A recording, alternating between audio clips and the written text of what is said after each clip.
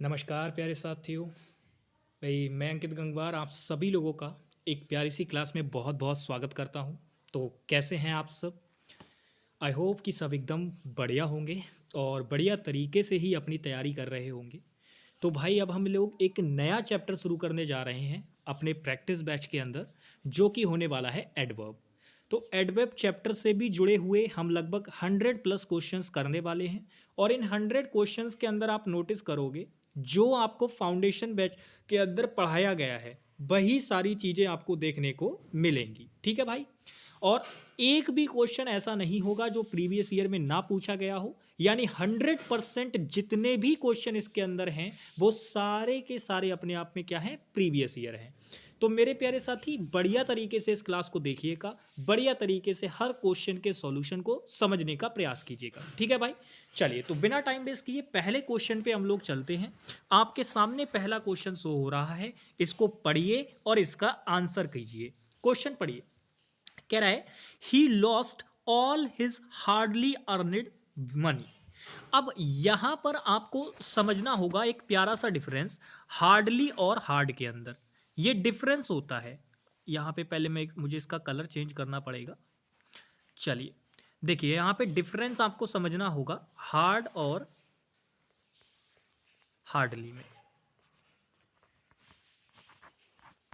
दोनों में डिफरेंस क्या है? देखो दोनों में अगर आप वैसे डिफरेंस देखोगे तो आपको ये लगेगा कि हार्ड एडजेक्टिव है और हार्डली जो है वो एडवर्ब है। देखो बात तो आप ठीक समझ रहे हो, लेकिन आपकी जानकारी के लिए बता दूं कि जो आपका ये हार्ड आप बता रहे हो कि ये एडजेक्टिव है, तो ये एडजेक्टिव तो है, ये बात तो ठीक है। लेकिन एडजेक्टिव के साथ साथ ये वर्ड आपका एडवर्ब का काम भी करता है। यानी आपका जो ये हार्ड वर्ड है ये आपका एडजेक्टिव भी होता है और एडवर्ब भी होता है।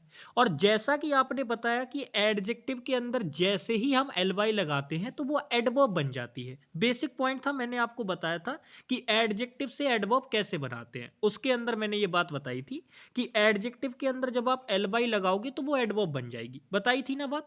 तो मेरे प्यारे साथी हार्डली जो वर्ड है ये आपका वर्ड होता है और ये केवल केवल एडवर्ब का काम करेगा, ये आपका एडजेक्टिव कभी नहीं होगा। मतलब इसको अगर आप एडजेक्टिव कंसीडर करोगे कभी भी तो बात गलत हो जाएगी, ये केवल एडवर्ब होता है। तो अब आपके दिमाग में ये बात आ रही है कि भैया जी हार्ड और हार्डली हम इसके बारे में ये तो समझ गए कि इनकी पार्ट्स ऑफ स्पीच क्या है, लेकिन जब हमें इनमें डिफरेंस करना होगा तब हम वो कैसे कर पाएंगे? तो वो आप कर पाएंगे इनके मीनिंग को लेके। याद रखना जो हार्ड होता है इसका मतलब आता है या तो कठिन के सेंस में इसका मीनिंग आता है, सॉरी पूरा ही रेज हो गया भाई। देखो या तो इसका जो हार्ड का जो मीनिंग आता है, हार्ड का जो मीनिंग आता है वो कठिन के सेंस में आता है, कठिन के सेंस में या टफ के सेंस में। लेकिन जो हार्डली होता है आपका, हार्डली जो होता है ये एक निगेटिव एडवर्ब होती है। कैसी होती है? Negative adverb. और जो इसका मीनिंग होता है ना वो न के बराबर होता है, मतलब ना के बराबर। नॉट के सेंस में आप इसको मान के चलो ये मीनिंग रखता है अपना। ठीक है? नॉट के सेंस में मीनिंग रखता है ये। तो ये दो चीज़ें आपको पता होनी चाहिए। तो आप मुझे बताओ, उसने वो सारा पैसा खो दिया जो उसने ना के बराबर कमाया हुआ था? भाई गलत बात। उसने वो पैसा खो दिया जो उसने बड़ी मेहनत से कमाया था, कठिन परिश्रम करके कमाया था। तो यहां पर जो आपने ये एडवर्ब हार्डली लगा रखी है ये गलत हो जाएगी। आपको यहां पे हार्ड चाहिए था। समझ में आ गई बात? अच्छा मैं आपसे एक चीज और पूछना चाहूंगा कि आपको गलती तो यहाँ पे मिल गई कि आपको यहाँ पे ये हार्डली नहीं चाहिए भाई, आपको यहाँ पे हार्ड चाहिए। तो बी पार्ट में तो हमारा आंसर हो गया, ये तो बात ठीक है। लेकिन मैं आपसे एक प्यारा सा प्रश्न ये करना चाह रहा हूं, आप मुझे ये बताओ ये जो हार्ड वर्ड है ये यहाँ पे क्या है? क्या ये यहाँ पे एडजेक्टिव है या ये यहाँ पे एडवर्ब है? ये चीज जल्दी से आप मुझे कमेंट करके बताएंगे। तो देखो आप यहां पे ऐसे देखो, ये मनी आपका क्या है? तो आप कहेंगे भैया जी नाउन है। नाउन के बारे में अगर कोई वर्ड डिटेल ऐड कर रहा है, यानी नाउन के बारे में अगर कुछ बता रहा है तो वो वर्ड क्या होगा?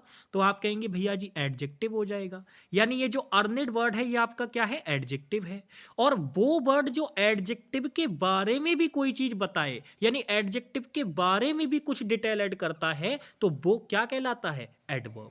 यानी कि अगर हम बात करें तो यहां पे मनी हमारा नाउन है, अर्निड हमारा एडजेक्टिव है और हार्ड जो वर्ड हम यहाँ पे लगाएंगे वो क्या होगा अपने आप में, एडजेक्टिव ना होके एडवर्ब होगा। वैसे तो दोनों होता है पर यहाँ पर जो ये काम कर रहा है वो एडजेक्टिव के रूप में नहीं बल्कि एडवर्ब के रूप में कर रहा है। तो ये चीज आपको पता होनी चाहिए। ठीक है भाई, बहुत बढ़िया। फिलहाल बी पार्ट में हमारा आंसर है। जितनी जानकारी इस क्वेश्चन में हो सकती थी वो मैंने आपको दे दी है। नेक्स्ट क्वेश्चन पे आते हैं भाई। ये रहा क्वेश्चन नंबर 2। ये भी एमटीएस 2019 में पूछा गया क्वेश्चन है। आंसर कीजिए। क्वेश्चन पढ़िए। कह रहा है their friendship will not last long. Question में अगर मैं आपको बताऊं तो मेरे प्यारे साथी आप यहां पर ध्यान से देखिएगा। देयर फ्रेंडशिप आपका सब्जेक्ट है, विल मॉडल वर्ब है। मॉडल वर्ब है तो इसके बाद आपको वर्ब की बेस फॉर्म लगानी होगी। देखो लास्ट जो वर्ड होता है वो एडजेक्टिव भी होता है, एडवर्ब भी होता है और ये आपका वर्ब की तरह भी काम करता है। तीन तीन पार्ट्स ऑफ स्पीच। तो बच्चा कंफ्यूज होगा या नहीं होगा? बिल्कुल होगा। फिलहाल आपको यहाँ पे कंफ्यूज होने की जरूरत नहीं है क्योंकि ये जो लास्ट वर्ड है वो यहाँ पे वर्ब के रूप में यूज हुआ है। ठीक है भाई। अब यहां पे अगर मैं आपको बता दूं लॉन्ग वर्ड की खासियत होती है कि ये आपका एडजेक्टिव भी हो सकता है भाई और ये आपका एडवर्ब भी हो सकता है। फिलहाल यहां पर अगर हम बात करें तो ये एडजेक्टिव का काम ना करके एडवर्ब का काम कर रहा है। ठीक है भाई। तो इस क्वेश्चन में कोई गलती नहीं है। आपका वर्ब जो कि ये मॉडल वर्ब है तो इसके बाद बेस फॉर्म ऑफ वर्ब चाहिए, लास्ट लगा रखिए, बिल्कुल ठीक है। और उसके बाद एडवर्ब भी लगा रखी है कि भाई कब तक नहीं चली, ज्यादा लंबी नहीं चली। तो यहां पे एडवर्ब भी लगा रखी है, यानी सारी चीजें बिल्कुल ठीक है। क्वेश्चन में कोई गड़बड़ नहीं है, यानी नो एरर आपका क्या हो जाएगा, इसका राइट आंसर हो जाएगा। छोटा सा क्वेश्चन था, कोई गड़बड़ नहीं थी। केवल इस क्वेश्चन के अंदर आप तभी ठीक तरीके से सारी चीजें पता कर सकते थे जब आपको एक एक वर्ड की पार्ट्स ऑफ स्पीच पता होती। ठीक है भाई। तो मैंने आपको जैसा कि बताया कि लास्ट वर्ब की कई सारी, जो ये लास्ट वर्ड है इसकी कई सारी पार्ट्स ऑफ स्पीच मुमकिन है। ये आपका वर्ब भी हो सकता है, ये आपका एडवर्ब भी हो सकता है, ये आपका एडजेक्टिव भी हो सकता है। ठीक है। तो वो चीजें आपको समझनी होंगी बढ़िया तरीके से। नेक्स्ट आगे चलते हैं। Question number 3। बढ़िया तरीके से इस क्वेश्चन को पढ़िएगा। इस पे मैं शायद टैग लगाना भूल गया हूं, कोई बात नहीं है। क्वेश्चन बढ़िया है, एसएससी एग्जाम्स में पूछा गया है। अब जरा इस क्वेश्चन को पढ़िए और आंसर निकालिए। क्वेश्चन कह रहा है it rained like cats and dogs through out the night. तो बारिश हुई बहुत तेज मूसलाधार। थ्रू आउट का मतलब होता है होल। इसका मतलब क्या होता है जी, होल मतलब पूरी रात ऐसे समझ लो। तो पूरी रात बहुत ज्यादा बारिश हुई, ऐसे करके वो बताना चाह रहा है। तो मेरे प्यारे साथी अगर आप नोटिस करेंगे तो इट आपका सब्जेक्ट है, रेन्ड आपकी सेकंड फॉर्म ऑफ वर्ब लगा रखी है, तो उसके बाद लाइक प्रेपोजिशन है, प्रेपो के बाद कैट्स एंड डॉग्स उसका ऑब्जेक्ट बनाने की कोशिश की है। थ्रू आउट अपने आप में क्या है, एक तरीके से अगर हम कहें तो थ्रू आउट का मतलब है पूरी रात, तो ये प्रेपो की तरह है। और यहाँ पे अब उसके बाद ये द नाइट मतलब इसके लिए ऑब्जेक्ट लगा रखा है। लेकिन आपको एक जानकारी के लिए एक चीज बता रहा हूं, ध्यान से मेरी बात समझिए। ये जो कैट्स एंड डॉग्स है, अगर आप इसको नॉर्मली दो नाउन को एंड कंजंक्शन के साथ कनेक्ट हुआ समझ रहे हो तो आप गलती कर रहे हो। क्योंकि फिर आपको ये लगेगा लाइक प्रेपो है उसके बाद उसका ऑब्जेक्ट आना चाहिए, ये तो नाउन है तो ये इसका ऑब्जेक्ट बन ही जाएगा, तो ये तो ठीक लग रहा है चीजें। बट आप गलती कर देंगे अगर आपने नो एरर लगाया। क्यों? मैं आपको समझा रहा हूं मेरे भाई। क्या आपको इस कैट्स एंड डॉग्स को पढ़ने के बाद कुछ समझ में नहीं आ रहा है? यहाँ पे क्या आप इसको नहीं समझ पा रहे हैं कि ये एक ईडियम है? कैट्स एंड डॉग्स पढ़ते होंगे, पेपर में भी कई बार पूछी जाती है। तो ये एक ईडियम है और इस ईडियम की खासियत पता है क्या है? ये ईडियम ऐसी ईडियम है जो कि अपने आप में एडवर्ब फ्रेज का काम करती है। ये केवल एक ईडियम ही नहीं है, ये एक ऐसी ईडियम है जो कि एडवर्ब फ्रेज का काम करती है। अब बताओ, तो अब अगर ये एडवर्ब फ्रेज का काम करती है तो मेरे प्यारे साथी एडवर्ब जो होती है वो वर्ब के बाद तुरंत आ जाएगी, उसके लिए कोई प्रेपोजिशन लगाने की जरूरत नहीं होती। वर्ब के बारे में जो आप एक्स्ट्रा इंफॉर्मेशन ऐड करते हो वो एडवर्ब डायरेक्ट अपने आप आती है। आपको उसको कनेक्ट करने के लिए, बीच में रिलेट कराने के लिए कोई प्रेपो वगैरह नहीं लगानी होती। तो यहां पर जो आपने ये लाइक प्रेपोजिशन लगा रखी है ना, ये गलत है, इसकी कोई आवश्यकता नहीं है। अगर आप लगाएंगे तो बात गलत हो जाएगी क्योंकि वो एडवर्ब फ्रेज है तो वो वर्ब के बाद डायरेक्ट इंफॉर्मेशन है तो सीधे सीधे आ जाएगी, कोई दिक्कत वाली बात नहीं है। तो सी वाला हमारा क्या हो जाएगा, राइट आंसर हो जाएगा। तो बस आपको इतना ही पता होना चाहिए था कि भाई ये जो ईडीएम है वो एक एडवर्ब फ्रेज के रूप में यहाँ पे काम कर रही है। ठीक है, समझ में आ गई बात? बहुत बढ़िया। बाकी अगर हम ऐसे भी बोल देते ना, it rained through out the night, यानी बारिश हुई पूरी रात भर, तब भी ठीक था, कोई दिक्कत वाली बात नहीं थी। तो ये वर्ब के बारे में एक्स्ट्रा इंफॉर्मेशन है, ठीक है ना। नेक्स्ट आ जाओ क्वेश्चन नंबर 4 पे। ये भी बढ़िया क्वेश्चन है भाई, ये CHSL में पूछा गया क्वेश्चन है। क्वेश्चन पढ़ो, कह रहे I am going to home soon after the programme gets over. सबसे पहले अगर हम नोटिस करें तो आई के साथ मैंने कहा था इज आर एम में से अगर कुछ चुनना होगा तो हम हमेशा एम को चुनेंगे, हमने लगा रखा है। अच्छा, एम बी की फॉर्म का हिस्सा होता है, यानी इसके बाद या तो आईएनजी वाली फॉर्म आएगी या थर्ड फॉर्म आएगी। आईएनजी वाली लगा रखी है, बिल्कुल ठीक है। जाने का काम किसके द्वारा हो रहा है, मेरे द्वारा, यानी एक्टिव सेंस चाहिए तो आईएनजी वाली फॉर्म ठीक है। आगे आप नोटिस करोगे टू प्रेपो है, प्रेपो के बाद उसका ऑब्जेक्ट आना चाहिए, होम लगा रखा है। अब बच्चे यहाँ पे समझेंगे कि भैया जी होम तो नाउन होता है, घर तो ठीक है, बिल्कुल ऑब्जेक्ट बन जाएगा। चलो बहुत बढ़िया, मान लिया। आगे देखो सून, सून का मतलब है सून आफ्टर, आफ्टर कंजंक्शन है, सून अपने आप में क्या है मेरे प्यारे साथी, एडवर्ब है। अच्छा, फिर आगे देखो द प्रोग्राम, यानी ये आपका सब्जेक्ट हो गया, सब्जेक्ट में द आर्टिकल है, प्रोग्राम आपका नाउन है। गेट्स आपकी वर्ब दे रखी है, ओवर यानी गेट्स ओवर, ये पूरी की पूरी फ्रेजल वर्ब है। तो मेरे प्यारे साथी अगर मैं आपको एक मजेदार बात बताऊं, तो आप इस क्वेश्चन में जब चीजें देखेंगे तो आपको पता चलेगा गड़बड़ और कहीं दे ही नहीं रखी है, गड़बड़ केवल इसी वाले पार्ट में है। कैसे पता चला भैया इस वाले पार्ट में गड़बड़ है? देखो, आपको ये तो पता है कि इस होम वर्ड का जो मीनिंग होता है वो घर के सेंस में होता है, चलो ठीक है, बढ़िया बात है।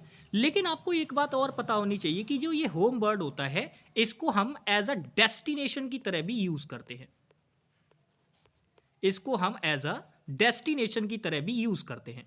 तो इस होम बर्ड की जो पार्ट्स ऑफ स्पीच अब तक आपको पता थी कि भैया जी ये जो होम बर्ड होता है वो घर के सेंस में होता है, और तब इसकी पार्ट्स ऑफ स्पीच जो होती है वो नाउन होती है। आपको केवल अब तक ये वाली बात पता थी। अब एक बात और समझिएगा, ये जो होम बर्ड होता है नाउन तो होता ही होता है, लेकिन इसकी एक पार्ट्स ऑफ और भी होती है, वो होती है एडवर्ब। तो ये जो आपका वर्ड है ना होम, ये एडवर्ब भी होता है पार्ट्स ऑफ स्पीच के अकॉर्डिंग, और उस केस में ये फाइनल डेस्टिनेशन को दिखा रहा होता है, यानी किसी व्यक्ति की उस डेस्टिनेशन को जहां वो व्यक्ति पहुंचना चाहता है उसको दिखाता है। ठीक है भाई, तो आपको बस इतनी बात याद रखनी है, आपको मीनिंग वगैरह ध्यान नहीं रखना, ना ही मीनिंग को याद रखना है। मैं अभी तरीका बताऊंगा कि कैसे पहचानोगे आप। तो मैंने कहा आपको केवल इतनी बात याद रखनी है कि जो ये होम वर्ड होता है इसकी दो पार्ट्स ऑफ स्पीच होती है, ये नाउन की तरह भी काम करता है, एडवर्ब की तरह भी काम करता है। अब सवाल ये उठता है कि भैया जी हम कैसे पहचानेंगे कि कब ये एडवर्ब की तरह काम करेगा और कब ये नाउन की तरह काम करेगा? तो आपको ये बात याद रखनी है, जब ये एडवर्ब की तरह काम करेगा ना, तो इसके पहले ना तो कोई आर्टिकल लगा हुआ होगा, ना मेरे प्यारे साथी कोई एडजेक्टिव लगा हुआ होगा, ठीक है, और ना ही कोई आपके इसके आगे मतलब कुछ ही प्रकार का ना आर्टिकल वगैरह, ना डिटरमिनर और ना ही एडजेक्टिव, ये चीजें नहीं लगी होंगी जब ये एडवर्ब का काम करेगा।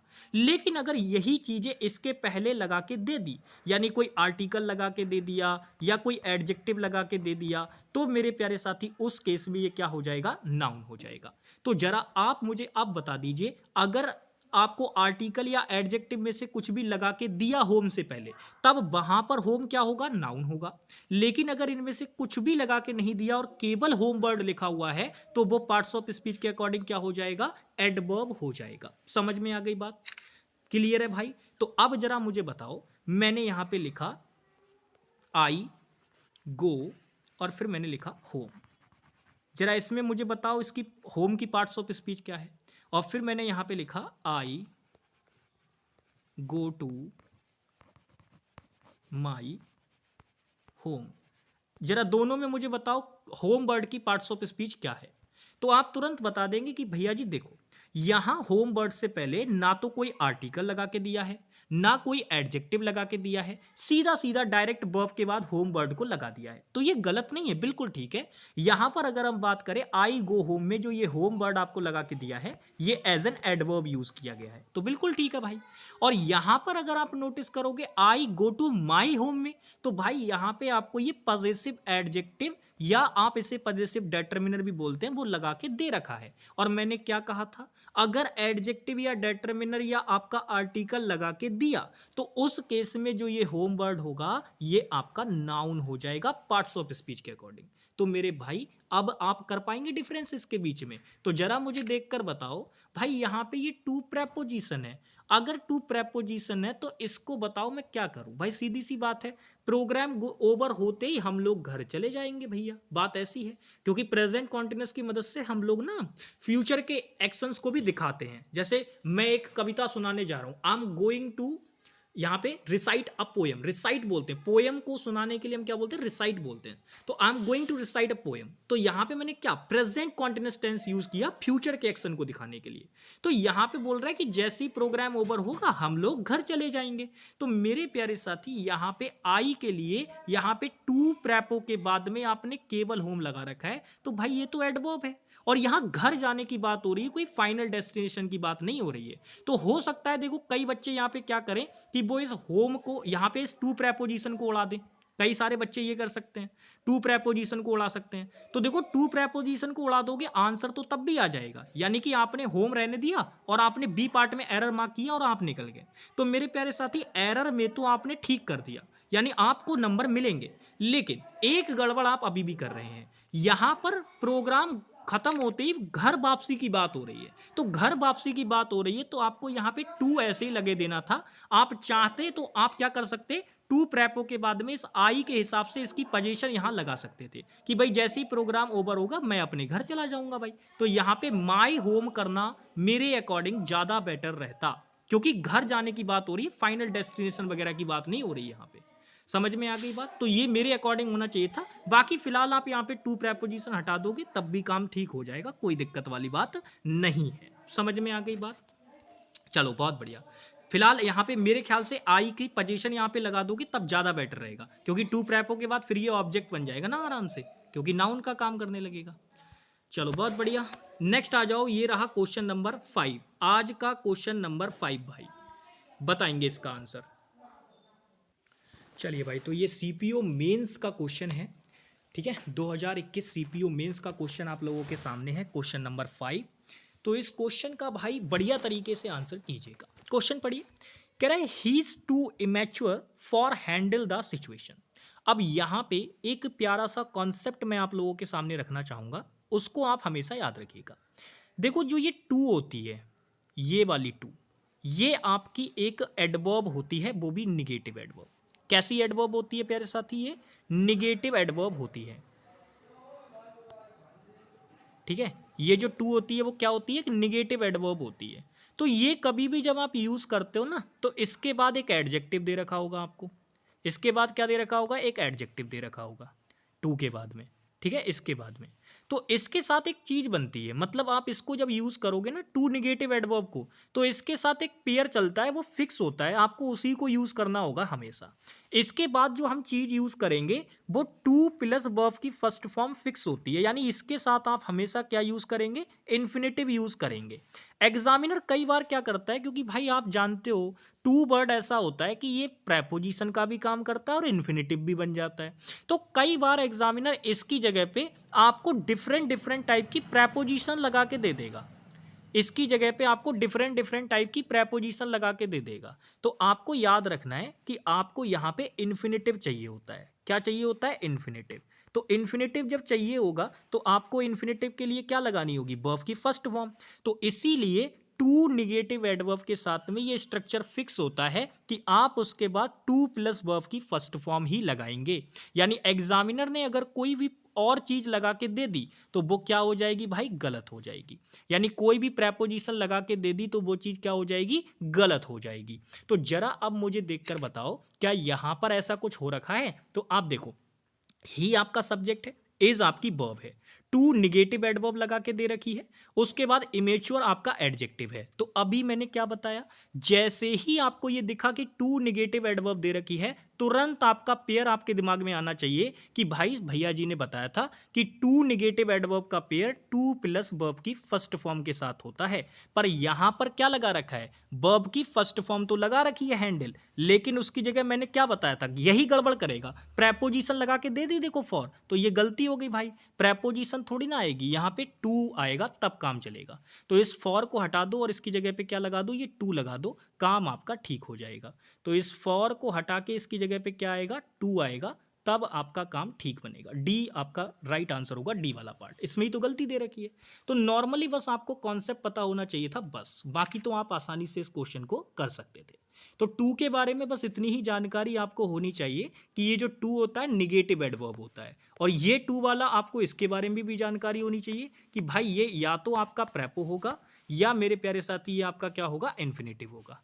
ठीक है, और मैंने आपको बताया ही है जब प्रेपोजिशन होगा और इसके बाद में अगर आपको कभी वर्ब लगाने की जरूरत पड़ी तो आप जानते हो ना प्रेपोजिशन तो अपना ऑब्जेक्ट लेती है, तो वर्ब हम लगाएंगे फर्स्ट फॉर्म में आईएनजी वाली, जिससे कि हमारी वर्ब वाली कंडीशन भी फुलफिल हो जाए और प्रेपोजिशन के बाद ऑब्जेक्ट आता है तो वो भी हमारी कंडीशन फुलफिल हो जाए। और ऐसा काम कौन कर सकता है, केवल वर्ब की फर्स्ट फॉर्म में आईएनजी, जिसे हम जीरंड कहते हैं। और जब इन्फिनेटिव होगा तब तो ठीक ही है भाई, इसके बाद क्या आएगी, वर्ब की फर्स्ट फॉर्म आएगी जो कि फुल इन्फिनेटिव बनाती है। ठीक है भाई, तो ये जानकारी आपको इतनी होनी चाहिए।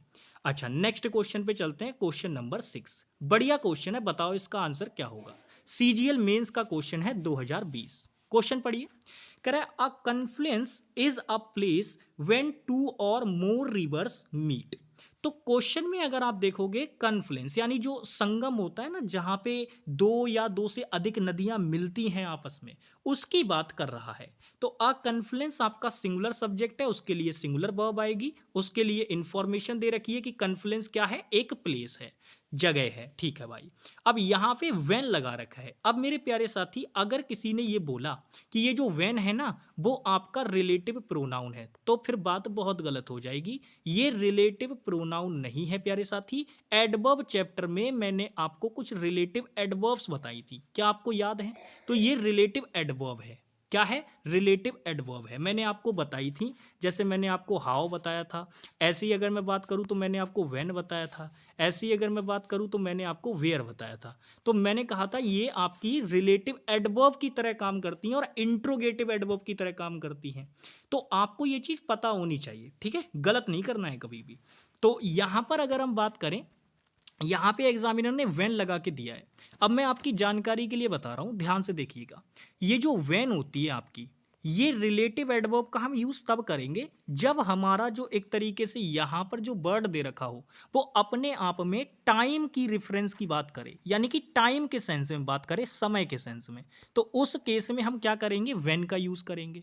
लेकिन अगर वो टाइम की जगह पे ना होकर अगर वो मान लो प्लेस की बात कर रहा हो, जगह की रेफरेंस की बात कर रहा हो, तो उस केस में फिर हम लोग वेयर यानी कि एक रिलेटिव एडवर्ब होती है उसका हम लोग यूज करेंगे, वेयर रिलेटिव एडवर्ब का यूज करेंगे। तो आप जरा मुझे बताइए, क्या यहां पर सीधे सीधे जगह की बात नहीं हो रही है, प्लेस की? तो प्लेस को दिखाने की बात हो रही है, तो इसके लिए क्या आप रिलेटिव एडवर्ब व्हेन लगा सकते हैं? क्या ये पॉसिबल है? तो आप कहेंगे भैया जी बिल्कुल पॉसिबल नहीं है, यानी गलती तो यहाँ है, वेन नहीं आएगा, इसकी जगह क्या आएगा, वेयर आएगा भाई। क्या आएगा इसकी जगह पे, वेयर आएगा, तब काम ठीक बनेगा भाई। तो सी पार्ट में हमारी गलती दे रखी है। बस इस बेसिक सी जानकारी आपको अगर पता होती तो आप आसानी से इस क्वेश्चन को कर सकते थे, इतनी जानकारी काफी है इसमें। ठीक है, नेक्स्ट आगे बढ़ते हैं भाई। नेक्स्ट क्वेश्चन नंबर 7 है, बताएंगे इसका आंसर क्या होगा। ये भी सीजीएल मेंस का क्वेश्चन है। क्वेश्चन पढ़ो, कह रहा है this is only the decent dress that I have. तो क्वेश्चन में अगर हम बात करें तो कह रहा है ये एकमात्र ड्रेस है जो कि मेरी पास है, मतलब ये एकमात्र ड्रेस है जो मेरे पास है, ऐसे बोल रहा है। तो यहां पर अगर हम बात करें, ये ओनली के बारे में आप थोड़ा सा ध्यान से समझना। ये जो ओनली होता है ना, ये आपका एडवर्ब होता है और ये आपका एडजेक्टिव की तरह भी काम कर लेता है कभी कभी, लेकिन एडवर्ब के रूप में यहाँ पे ये यूज होगा। तो आपको ये बात याद रखनी है, ये हमेशा अपने एडजेक्टिव से पहले आएगा। मतलब इसको ना इसके बाद में आप द आर्टिकल नहीं लगाओगे कभी भी। दिस इज, आप देखो क्या करता है एग्जामिनर, हमेशा गलती जो करेगा वो ये करेगा कि आपको द आर्टिकल लगाना होगा यहाँ ऐसे करके, ये लगाना होगा आपको द आर्टिकल, लेकिन एग्जामिनर यहां आर्टिकल ना लगा के वो यहां लगाएगा, यहां आर्टिकल लगा के देगा आपको यहां पे। तो ये चीज गलत हो जाएगी अगर यहां आपको आर्टिकल लगा के दिया तो ओनली से हमेशा पहला द आर्टिकल लगेगा। ओनली हमेशा अपने एडजेक्टिव से पहले आएगा जिसके लिए वो बात कर रहा होगा, क्योंकि ये एडवर्ब होता है भाई। तो यहां पर अगर हम बात करें तो आप जरा मुझे देखकर बताओ, क्वेश्चन में आप देखो ओनली लगा रखा है और डिसेंट ड्रेस, तो ड्रेस आपका क्या है, नाउन है। नाउन के बारे में इंफॉर्मेशन डिसेंट दे रखी है, तो ये क्या हो गई भैया, एडजेक्टिव हो गई।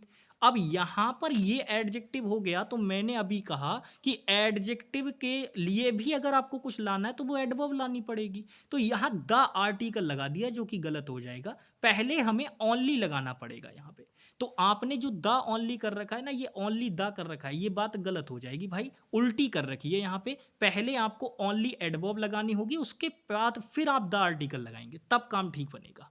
तो यहाँ पे इतने वाले पार्ट को काट के इसकी जगह पे क्या कर देंगे तब ठीक हो जाएगा, द ओनली कर देंगे तब ठीक होगा। तो ये अपने दिमाग में फिट कर लीजिए भाई, कई बार क्वेश्चन पूछा जाता है ऐसे करके और बच्चे थोड़ा सा कंफ्यूज हो जाते हैं, पजल्ड हो जाते हैं। तो बी पार्ट में आपका क्या हो जाएगा, राइट आंसर हो जाएगा। चलिए भाई नेक्स्ट क्वेश्चन, क्वेश्चन नंबर 8। ये CHSL का क्वेश्चन है, बढ़िया क्वेश्चन है, आंसर करेंगे इस क्वेश्चन का। क्वेश्चन पढ़िए, कह रहा है I learn to adapt quickly to new schools because we moved to new places quite frequent. तो अगर आप क्वेश्चन पढ़ेंगे, आई आपका सब्जेक्ट, लर्न ये आपकी या तो सेकंड फॉर्म है या आप इसको थर्ड फॉर्म भी कह सकते हैं। अच्छा, अब बच्चों के दिमाग में एक पॉइंट तुरंत आएगा कि भैया जी वर्ब चैप्टर आपने पढ़ाया था, वहां पर तो ये वर्ब नहीं आई। तो मेरे प्यारे साथी, वहां पर आई इसलिए नहीं थी क्योंकि वहां पे क्वेश्चन नहीं था। फिलहाल मैं आपको बता रहा हूं, ये आप टी वाली फॉर्म भी लगा सकते हो, ये भी सेकंड फॉर्म थर्ड फॉर्म बन जाएगी। या आपके दिमाग में अगर ये आ रहा हो कि भैया जी लर्न की फॉर्म में अगर हम ईडी लगा दे तो क्या गलत हो जाएगा? नहीं मेरे प्यारे साथी, ये भी आपकी सेकंड फॉर्म और थर्ड फॉर्म बन जाएगी, कोई दिक्कत वाली बात नहीं है। आप या तो ये टी वाली फॉर्म यूज कर लेना या आप ये वाली यूज कर लेना, एग्जामिनर दोनों ही दिखाएगा आपको यूज करके, तो दोनों ही ठीक मानता है, कोई दिक्कत वाली बात नहीं है।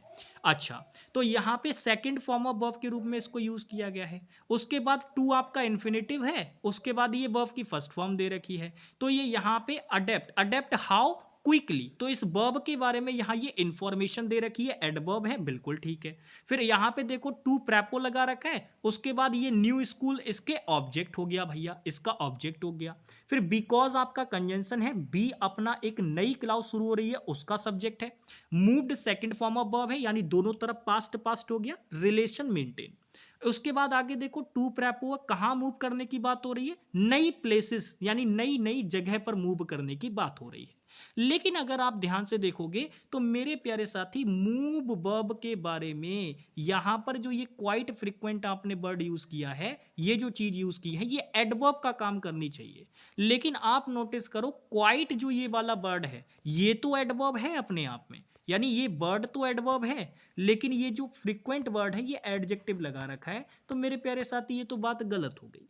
क्यों? क्योंकि आपको बताना होगा ना कि अक्सर मतलब बार बार हम लोग क्या करते रहते हैं, जल्दी जल्दी मूव करते रहते हैं नई नई प्लेसेस पर। इसीलिए मैं नए स्कूल में बहुत जल्दी सीख लेता हूं, अडेप्ट कर लेता हूं कि कैसे मुझे वहां पे मेंटेन करना है सारी चीजों को। तो यहां पे फ्रीक्वेंट नहीं आएगा क्योंकि ये एडजेक्टिव है, हमें मूव वर्ब के लिए इंफॉर्मेशन बतानी है, और वर्ब में इंफॉर्मेशन ऐड करने का मतलब है एडवर्ब लगाना। और एडजेक्टिव से एडवर्ब कैसे बनाते हैं? तो बहुत बेसिक सी बात है, जब भी आपको एडजेक्टिव से एडवर्ब बनानी हो तो मेरे प्यारे साथी, उस एडजेक्टिव के अंदर ly ऐड कर देना, आपकी एडवर्ब बन के तैयार हो जाएगी। क्या तैयार हो जाएगी? एडवर्ब बन के तैयार हो जाएगी। तो बस फ्रीक्वेंट के अंदर ly ऐड कर दो, आपका काम ठीक हो जाएगा भाई। यानी गड़बड़ किस पार्ट में है? गड़बड़ आपकी है सी वाले पार्ट में। सिंपल है भाई। बाकी क्वाइट के बारे में अगर मैं आपको लॉजिक दूं तो यहाँ पे, यहीं पे मैं आपको एक बात बता रहा हूं, देखो जो क्वाइट वर्ड होता है, यहां से एक होमोफोन्स का क्वेश्चन बनता है बहुत जबरदस्त। क्यों? क्योंकि वो उसका रीजन ये होता है क्यू यू आई, देखो ध्यान से देखना, क्यू यू ये होता है क्वाइट। अरे भैया वो क्या होता है यार, वो वाला क्वाइट होता है ना, ये होता है देखो एक क्वाइट, और एक ये वाला होता है Q U I T E, एक ये वाला होता है, और एक ये क्वाइट होता है। क्वाइट नहीं बल्कि इसको तो क्विट पढ़ते हैं। तो ये तीन वर्ड होते हैं हमारे पास। अब ध्यान से मेरी बात समझना, मैं तीनों के बारे में जानकारी दे रहा हूं यहीं पे क्योंकि ये जरूरी है। देखो ये वाला जो क्वाइट होता है, ये भी अपने आप में क्या होता है? कीप क्वाइट, यानी ये भी अपने आप में एक एडवर्ब ही होता है। ठीक है, ये भी अपने आप में एक एडवर्ब ही होता है, लेकिन ये एडजेक्टिव का भी काम करता है भैया। तो इसमें थोड़ा सा कंफ्यूजन हो जाता है बच्चों को। जैसे आपने कई बार सुना होगा कीप क्वाइट, तो कैसे रहें? चुप रहें, कीप क्वाइट। तो कीप वर्ब के बारे में इंफॉर्मेशन हो जाती है, वो क्वाइट तो वहां पे फिर वो शांत के सेंस में आता है। तो इस वर्ड की जो मैंने ये वाला क्वाइट बता रहा हूं, इसकी खासियत ये है कि ये एडजेक्टिव और एडवर्ब दोनों तरीके से काम कर सकता है। लेकिन कई बार आपको ये भी करना पड़ेगा कि जब ये एडजेक्टिव का काम कर रहा होगा और वहां पर जब आपको इसको एडवर्ब बनाना पड़ेगा ना, क्वाइट, क्वाइट का मतलब चुपके से होता है, तो ये एडवर्ब के सेंस में भी काम करता है और आपका एडजेक्टिव के सेंस में भी काम करता है। तो कई बार हमें इसको एलबाई लगा के भी यूज करना पड़ता है। जैसे मैंने कहा I entered into the house, sorry into नहीं लगाएंगे क्योंकि वो सुपरफ्लोज वाली बात हो जाएगी। तो मैंने कहा I entered the house quite, तो गलत हो जाएगा। मैंने चुपके से घर में प्रवेश किया, तो I entered the house quietly बोलना पड़ेगा, तब बात ठीक होगी। तो मेरे प्यारे साथी याद रखना, जब आप चुपके से सेंस में बात करेंगे तो ये उस केस में एडजेक्टिव का भी काम कर सकता है, एडवर्ब का भी काम कर सकता है। लेकिन कई बार आपको ऐसा होगा कि इस एडजेक्टिव से आपको ये वाली एडवर्ब यूज ना करके आपको इसमें एल बाई लगाकर यूज करना पड़ेगा, और इस पर बेस्ड क्वेश्चन भी आगे मिलेगा आपको। लेकिन ये वाला जो क्वाइट होता है, ये सीधे सीधे केवल केवल क्या होता है, एडवर्ब होता है। ये आपका एडजेक्टिव नहीं होता, ये केवल एडवर्ब होता है। और इसका जो मीनिंग होता है ना, वो बहुत ज्यादा एक्सेस के सेंस में होता है, यानी अधिकता के सेंस में होता है। इसका जो मीनिंग होता है ना, वो अधिक के सेंस में होता है, बहुत ज्यादा के सेंस में। ठीक है भाई। और ये वाला जो क्विट होता है, ये भाई आपका वर्ब होता है। ये वाला जो क्विट होता है, ये क्या होता है, ये वर्ब होता है, और इसका मीनिंग होता है छोड़ने के सेंस में, टू लीव। ये छोड़ने के सेंस में मीनिंग होता है। ठीक है भाई। तो ये तीनों के बारे में भी भाई ध्यान रखना, क्योंकि इनके डिफरेंस पे क्वेश्चन पूछता रहता है, इसीलिए मैंने आपको तीनों एक ही साथ बता दिए ताकि आपको कंफ्यूजन ना हो। चलो बहुत बढ़िया। तो फिलहाल आप यहाँ पे क्वेश्चन का आंसर लगा ही चुके हैं। कौन सा वाला हो जाएगा भाई, सी वाला हो जाएगा। नेक्स्ट क्वेश्चन पे आ जाइए, क्वेश्चन नंबर 9। जबरदस्त क्वेश्चन है, क्वेश्चन का आंसर कीजिए। देखो क्वेश्चन कह रहा है the big ship sank and everyone abroad drowned. तो पूरी तरीके से भाई सारे के सारे जो थे प्रत्येक डूब गए, मतलब बढ़िया तरीके से बिल्कुल एकदम नीचे डूब गए, बिल्कुल पानी के अंदर। जब शिप, बड़ा जहाज पूरा डूब गया, सैंक हो गया, तो सारे के सारे लोग जो और थे वो भी डूब गए। अब देखना यहाँ पे एक लॉजिक बता रहा हूं। देखो डूबने के सेंस में आपकी सिंक वर्ब भी आती है और ड्राउन वर्ब भी आती है। याद रखना, सिंक वर्ब भी आती है आपकी डूबने के सेंस में, और ड्राउन वर्ब भी आपकी डूबने के सेंस में आती है। लेकिन आपको याद रखना है, जब भी कोई लिविंग थिंग की बात होगी, यानी लिविंग थिंग की डूबने की बात होगी, तो उस केस में आप ड्राउन वर्ब का यूज करेंगे। और जब कोई नॉन लिविंग थिंग के डूबने की बात होगी, ये तो उस केस में आप सिंक वर्ब का यूज करेंगे। ध्यान रखना, ये लॉजिक बहुत बढ़िया है, इस पे भी क्वेश्चन एसएससी पूछती है बार बार, तो इसीलिए मैंने यहां पे बता दिया। क्योंकि एवरीवन यहां पे पर्सन के सेंस में बात हो रही है, लिविंग थिंग के बारे में बात हो रही है, इसी वजह से देखो उसके लिए ड्राउन वर्ब लगाई। यहां शिप यानी कि जहाज की बात हो रही है, तो ये नॉन लिविंग थिंग हो गई, तो इसके लिए देखो यहां पे सैंक यानी सिंक वर्ब के बारे में यहां पे यूज किया गया, मतलब सिंक की सेकंड फॉर्म यहां पे यूज की गई। समझ में आ गई बात। तो ये लॉजिक याद रखना। फिलहाल यहां पे जो गड़बड़ है वो ये है। अब बच्चा यहाँ पे देखोगे क्या देखेगा, वो कहेगा द बिग शिप आपका सब्जेक्ट है, सैंक आपकी सेकंड फॉर्म ऑफ वर्ब दे रखी है, उसके बाद एंड कंजंक्शन दे रखा है, एवरीवन एक कंपाउंड प्रोनाउन है जो कि हमारा सब्जेक्ट बन रहा है, और ड्राउंड हमारी सेकंड फॉर्म ऑफ वर्ब है, और यहाँ पे अब्रॉड जो लगा रखी है वो एडवर्ब लगा रखी है। तो देखो अब यहाँ पे समझना, असल में दो एडवर्ब होती हैं और वो थोड़ी सी कंफ्यूजिंग टाइप की होती हैं। एक होती है अबोर्ड और एक होती है अब्रॉड। दोनों में डिफरेंस क्या है भाई, देखो अगर मैं आपको यहां पे दोनों के बारे में बताऊं, तो ये जो अबोर्ड होती है ये भी आपकी एडवर्ब होती है, और ये डूबने के सेंस में यूज होती है, जब पूरी तरीके से कोई चीज डूब जाए। अबोर्ड का मतलब होता है पूरी तरीके से, जब बिल्कुल एकदम मग्न हो जाए कोई चीज किसी में। और अब्रॉड का मतलब होता है ये विदेश के सेंस में होता है प्यारे साथी। ये किसके सेंस में होता है, विदेश के सेंस में। लेकिन मेरी बात याद रखना, ये वर्ड अपने आप में एडवर्ब होता है। अगर इसको आपने एडजेक्टिव मान के चल दिया तो आप क्वेश्चन गलत कर देंगे। ये एडजेक्टिव नहीं होता है, ये एडवर्ब होता है। ठीक है, तो ये बात भी आपको याद रखनी है। अब्रॉड वर्ड जो होता है वो आपका एडवर्ब होता है। ठीक है, तो इसी वजह से यहां से एक क्वेश्चन तैयार होता है, वो आप याद रखना, फॉरेन और मेरे भाई अब्रॉड, ये दोनों वर्ड में डिफरेंस पे क्वेश्चन पूछ लेता है। आगे क्वेश्चन आएगा मैं वहां बताऊंगा, फिलहाल मैंने आपको यहां पे ये चीज बता दी है जो इस क्वेश्चन से रिलेटेड है। तो यहां पे अब्रॉड लगा रखा है जो कि भाई गलत हो जाएगा, हमें अबोर्ड चाहिए था, यहां पे अबोर्ड चाहिए था, तब बात ठीक बनेगी। तो इसकी जगह पे हमें कौन सा वर्ड चाहिए था, ये वाला। तो एग्जामिनर ने बस थोड़ा सा वर्ड को घुमा दिया, उसी वजह से ये क्वेश्चन क्या हो गया, यहाँ पे गलती हो गई, ठीक है ना। तो बाकी सारी चीज़ें ठीक थी, बस केवल आपको ये दोनों वर्ड में डिफरेंस पता होना चाहिए था। अगर आप एक तरीके से नोटिस करें तो ये होमोफोन का भी क्वेश्चन था, क्योंकि दोनों वर्ड थोड़े थोड़े प्रोनाउंसिएशन में भी सेम थे, पार्ट्स ऑफ स्पीच भी सेम थी, इस वजह से थोड़ा कंफ्यूजन क्रिएट हुआ इनके अंदर, लेकिन मीनिंग में डिफरेंट थे, मीनिंग में डिफरेंट थे, ठीक है। तो ये चीज़ें आपको पता होनी चाहिए। नेक्स्ट आ जाओ, ये क्वेश्चन नंबर 10 है, बढ़िया क्वेश्चन है, सीजीएल टीयर 2 यानी मेंस का क्वेश्चन है भाई। क्वेश्चन पढ़ो, कह रहा है they can't hardly believe that article 370 is no longer valid in Jammu and Kashmir. तो मेरे प्यारे साथी, मैंने अभी आपको बताया था कि जो ये हार्डली होता है, हार्डली ये क्या होता है, एक निगेटिव एडवर्ब होता है। क्या बताया था मैंने, ये एक निगेटिव एडवर्ब होता है और इसका मतलब होता है ना के बराबर। यानी आप ना के बराबर, मतलब उन्हें जो विश्वास था वो बिल्कुल ना के बराबर था, ना के बराबर था मतलब था ही नहीं। तो अब ऐसा होता है कि जब आप हार्डली यूज करेंगे तो ये एक निगेटिव एडवर्ब होती है। तो भाई जब ये ऑलरेडी निगेटिव मीनिंग कर रही है तो इसके साथ आपको नॉट लगाने की क्या जरूरत है।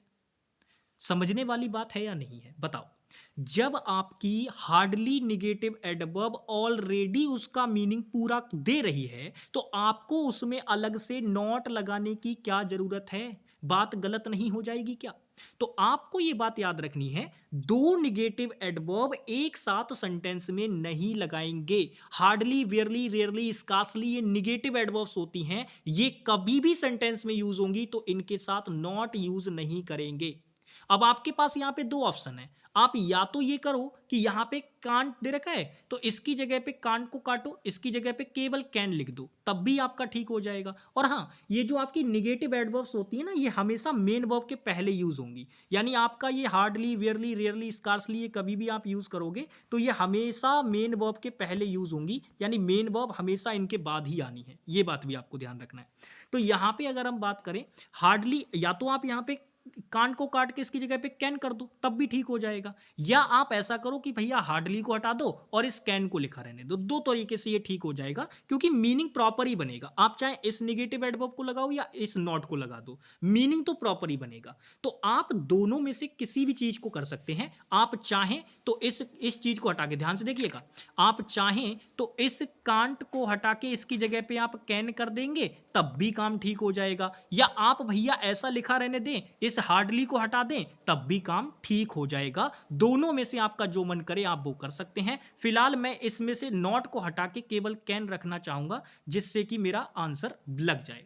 तो मैं यहां पे डी ऑप्शन लगा दूंगा। और फिलहाल भैया मैंने आपको दोनों इसीलिए बताए कि अगर मान लो कल को इसी तरीके का क्वेश्चन अगर इंप्रूवमेंट में पूछ लिया तो आपको पता होगा कि दोनों ही आंसर बन सकते हैं और एग्जामिनर डेफिनेटली एक ना एक ऑप्शन में गलती कराएगा और वो आपको पकड़नी होगी। ठीक है भाई, चलो बहुत बढ़िया। अब आ जाओ क्वेश्चन नंबर 11 पे। जबरदस्त क्वेश्चन है, इसका आंसर करेंगे। क्वेश्चन पढ़िए, कह रहा है please go out and check if it is yet raining. तो अब आप क्वेश्चन में ध्यान से समझिएगा।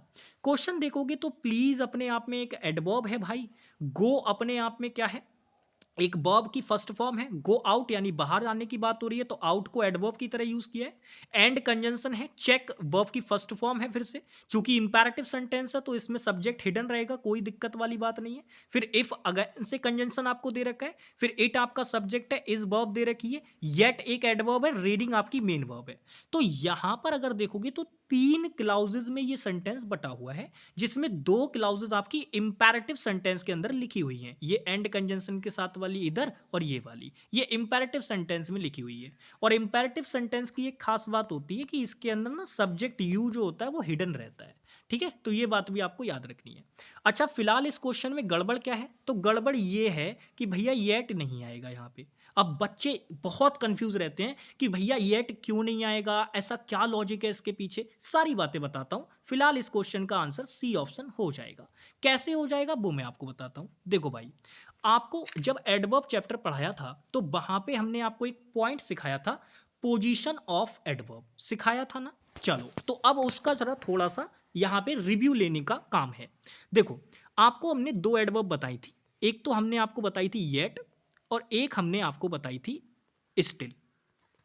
दोनों में सबसे पहले तो हम डिफरेंस समझते हैं कि दोनों में डिफरेंस क्या है।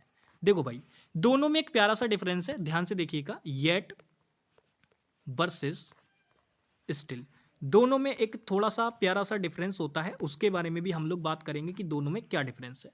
सबसे पहले समझो, जो ये येट होती है, ये आपकी ऐसी एक तरीके से एडवर्ब होती है जो कि अनफिनिश्ड एक्शन को दिखाने के लिए आती है। और याद रखना, जब मैंने बोला कि ये अनफिनिश्ड एक्शन को दिखाने के लिए आती है, किसे? अनफिनिश्ड एक्शन, अनफिनिश्ड एक्शन को दिखाने के लिए आती है, तो इसका मतलब ये हो गया कि आप इसको दिखाने के लिए कौन सा टेंस यूज करेंगे? प्रेजेंट का परफेक्ट।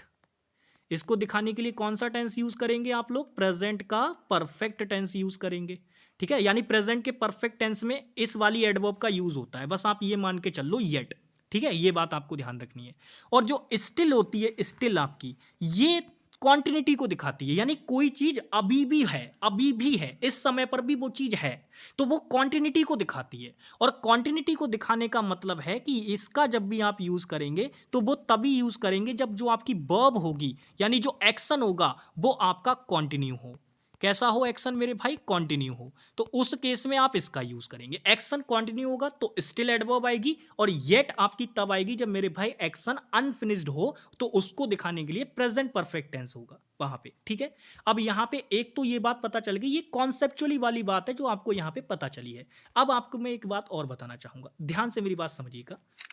यहां पे अगर मैं बात करूं तो दोनों कभी कभी सेम मीनिंग भी करते हैं। क्या अभी भी बरसात हो रही है? इट इज रेनिंग येट, क्या हम येट ऐसे नहीं बोल सकते? देखो यहां पे एक लॉजिक और भी समझो। कई बार क्या होता है कि येट और स्टिल में एक पॉइंट और भी है, वो ये है, आप इसकी एक सिंपल सी बात याद रख लो, जब भी आपको स्टिल यूज करना होगा, ध्यान से मेरी बात समझना, जब भी आपको स्टिल यूज करना होगा तो आप इसको हमेशा मेन वर्ब से पहले यूज करेंगे। स्टिल को हमेशा मेन वर्ब से पहले यूज किया जाएगा, ये पॉइंट दिमाग में बिठा लेना, बहुत इंपॉर्टेंट पॉइंट है, स्टार लगा लेना इस पॉइंट पे, कि स्टिल एडवर्ब कभी भी यूज की जाएगी तो वो हमेशा मेन वर्ब से पहले यूज की जाएगी। लेकिन जो येट होती है, येट जो होती है, ये हमेशा मेन वर्ब के बाद यूज की जाएगी भाई।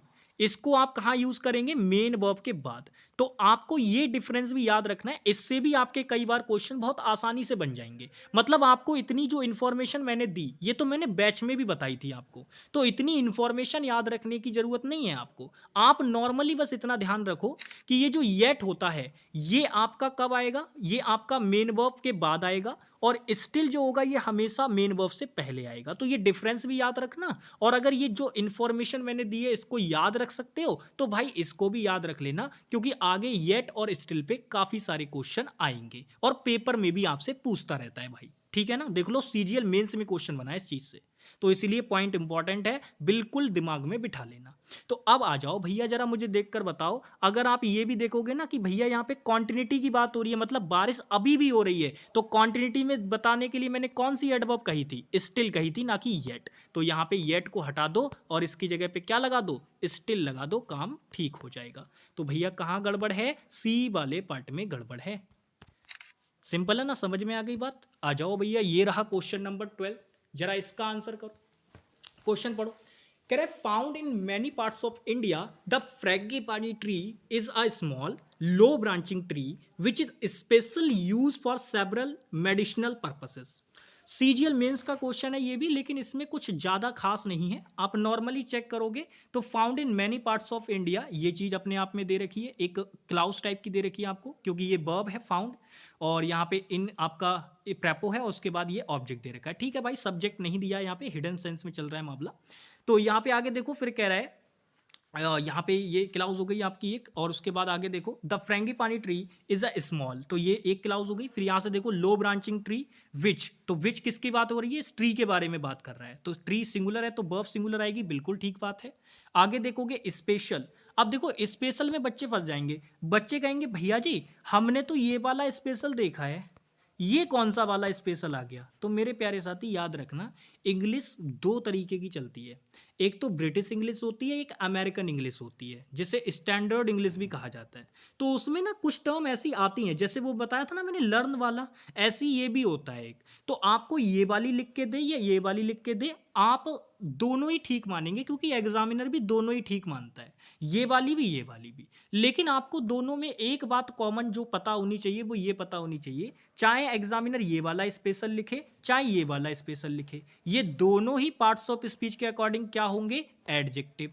तो भाई जब ये दोनों ही एडजेक्टिव हैं तो मुझे यहाँ पे एडजेक्टिव थोड़ी ना बताना है, मुझे बताना है कि वो एक लो ब्रांचिंग ट्री है जो जिसका यूज किया जाता है। तो मुझे यूज वर्ब के बारे में इंफॉर्मेशन देनी है, और यूज वर्ब के बारे में अगर मुझे इंफॉर्मेशन देनी है तो मुझे तो एडवर्ब चाहिए, लेकिन ये दोनों तो एडजेक्टिव हैं। तो इनका एडवर्ब बनाने के लिए मुझे क्या करना होगा, तो आप कहेंगे भैया सिंपल है, एडजेक्टिव के अंदर एल वाई लगा दो, एडवर्ब बन जाएगा। तो बस इसके अंदर आप एल वाई ऐड कर दो, आपका काम ठीक हो जाएगा। तो यहाँ पे बस केवल एल वाई ऐड कर दो, काम ठीक हो जाएगा, यानी डी वाले पार्ट में आपका आंसर है। तो अब देखो ना, अगर एग्जामिनर क्वेश्चन देता ये और इसकी जगह पे अगर वो मान लो कल को ये इसकी जगह पे ये एक तो ऐसे स्पेशली करके देता आपको, ठीक है, या तो ये वाला स्पेशली करके देता है इंप्रूवमेंट में, या हो सकता है ये वाला स्पेशल लिख के दे देता, तो कई सारे बच्चे ये वाले स्पेशल को चुन के आ जाते हैं इस वाले के चक्कर में, तो बात तो गलत हो जाती ना भाई। तो ये चीजें देख के रखना है, दोनों ही ठीक होते हैं, चाहे वो ये वाला स्पेशल लिखे चाहे एस वाला स्पेशल लिखे, दोनों ही ठीक होते हैं। नेक्स्ट आ जाओ क्वेश्चन नंबर 13 पे, बताओ इस क्वेश्चन का आंसर क्या होगा। ये एसएससी एग्जाम्स में पूछा गया क्वेश्चन है, बट क्वेश्चन बढ़िया लेवल का है, सारी जानकारी बताऊंगा इस क्वेश्चन के अंदर। क्वेश्चन पढ़िए, कह रहा है the teacher asked the student to speak aloud. अब क्वेश्चन में ध्यान से समझना, टीचर सब्जेक्ट है, आस्क्ड आपकी वर्ब है, सेकंड फॉर्म ऑफ वर्ब है, ये ट्रांजिटिव वर्ब होती है, तो आस्क हुम किससे किससे कहा भैया, स्टूडेंट से कहा, टू स्पीक अलाउड जोर से बोलने के लिए कहा। तो मेरे प्यारे साथी यहाँ पे टू इन्फिनेटिव है, उसके बाद वर्ब की फर्स्ट फॉर्म लगा रखी है, बिल्कुल ठीक है, अलाउड। अब कई सारे बच्चों के दिमाग में एक भूत बैठा हुआ होता है कि उनको लाउड से नफरत है, वो तुरंत इसको लाउडली करना चाहते हैं, बट मेरे प्यारे साथी क्या आप मुझे देखकर बताओ, आपको ये लाउड दिखाई दे रहा है भैया, इसमें ए भी लगा हुआ है ये, तो आप कहेंगे तो भैया जी तो इसमें क्या फर्क हो गया, ए लगाने से क्या हो गया, मैं बताता हूं क्या फर्क हुआ। दो वर्ड आपके पास होते हैं, एक तो होता है अलाउड और एक होता है मेरे प्यारे साथी लाउड, दो वर्ड होते हैं आपके पास। दोनों में डिफरेंस क्या है, दोनों में डिफरेंस ये है, ये जो अलाउड वर्ड होता है ये पार्ट्स ऑफ स्पीच के अकॉर्डिंग एडवर्ब होता है, और ये जो लाउड वर्ड होता है ये पार्ट्स ऑफ स्पीच के अकॉर्डिंग एडजेक्टिव होता है। तो अगर मान लो कल को मेरा एग्जामिनर ने मुझे लाउड लगा के दिया और यहां पे केवल अगर लाउड लगा के दे देता तब तो बात गलत हो जाती, क्योंकि मुझे स्पीक हाउ जोर से बोलने की बात हो रही है, यानी एडवर्ब ऑफ मैनर चाहिए, तो मुझे यहां पे एडवर्ब ही चाहिए, ये बात तो तय है।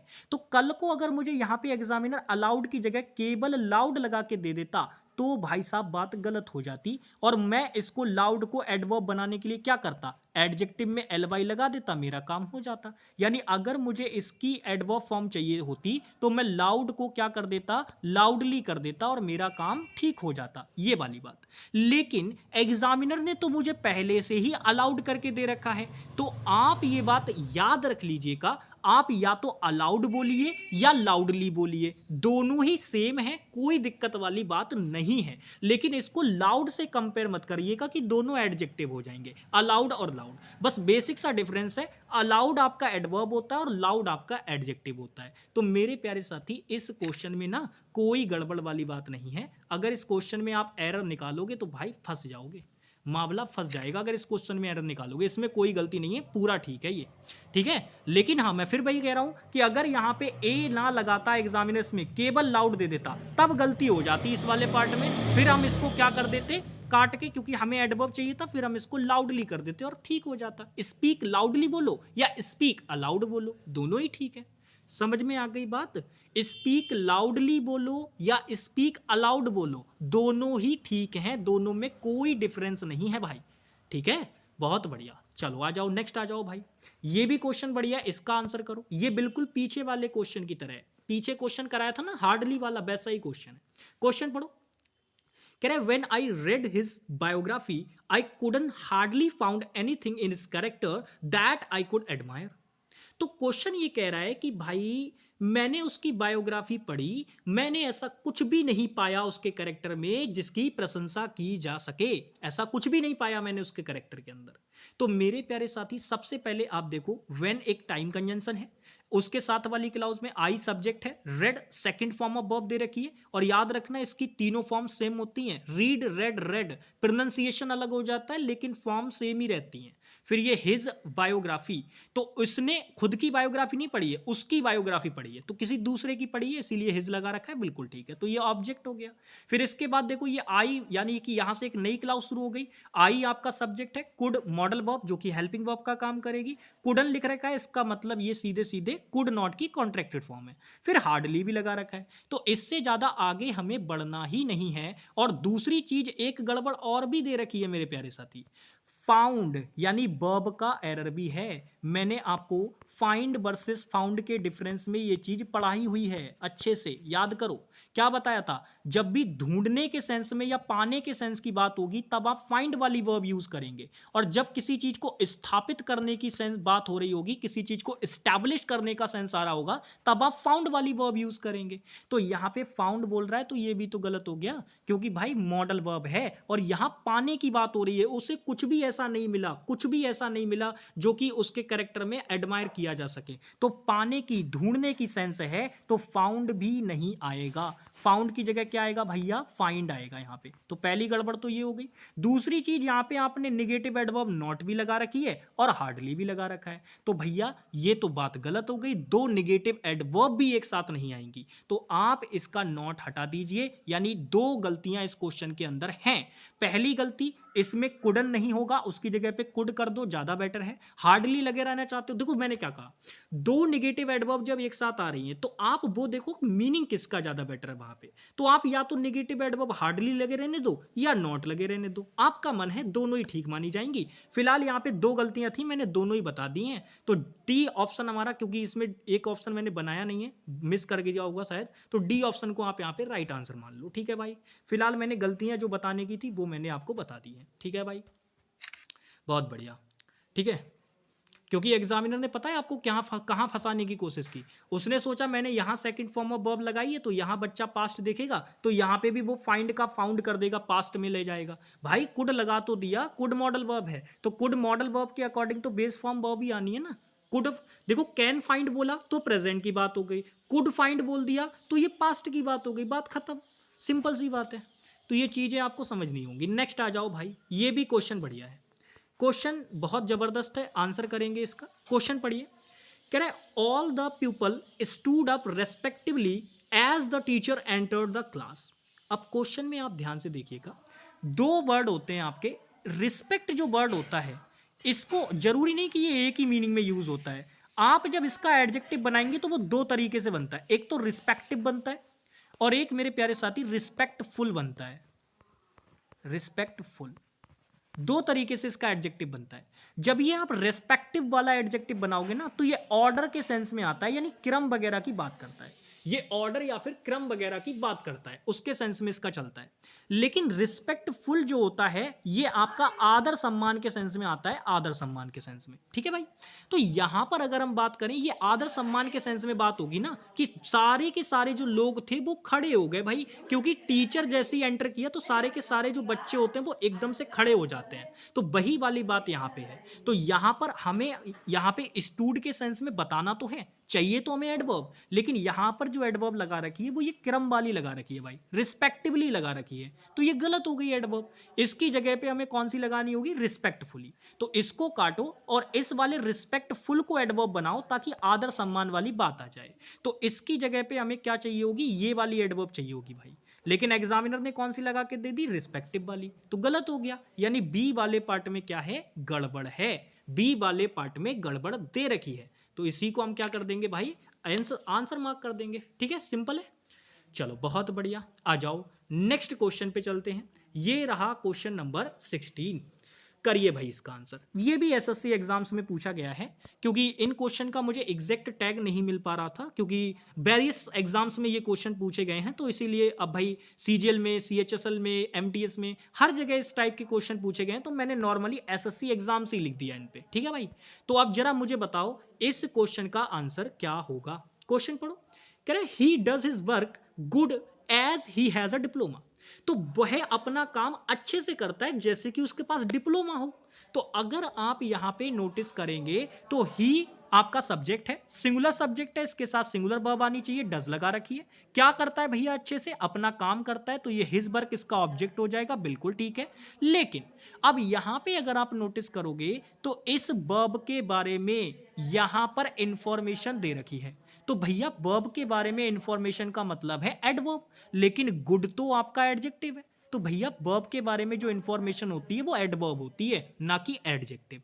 तो गुड एडजेक्टिव दे रखा है जो कि हमें नहीं चाहिए, हमें यहाँ पे एडवर्ब चाहिए। तो गुड एडजेक्टिव है, गुड की एडवर्ब क्या होती है? तो गुड की जो एडवर्ब होती है वो होती है वेल।